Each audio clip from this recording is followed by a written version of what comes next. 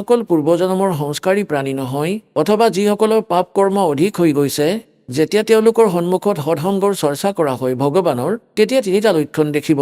যিসকল ভক্তিহীন কৰ্মহীন প্ৰাণী, কবিৰ চাহেবে কয়, कबीर पिछले पाप से हरि चर्चा ना सुआवे।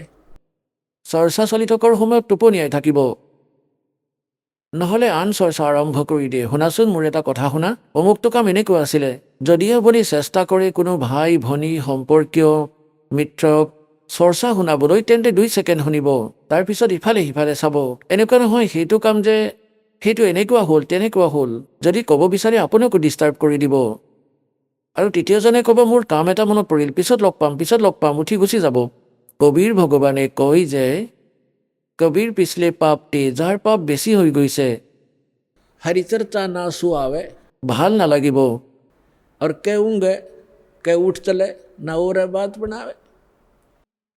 গতিকে এয়া সেই ব্যক্তিৰ লক্ষণ হয় যিসকল আগৰ জনমৰ পাপৰ পৰা বেছি গ্ৰস্ত হৈ আছে। চিধাই সিহঁত 84 লাখ প্ৰকাৰৰ প্ৰাণীৰ পশু পক্ষীৰ যোনি প্ৰাপ্ত কৰাৰ পিছত চিধা মনুষ্য জীৱন প্ৰাপ্ত কৰিছে।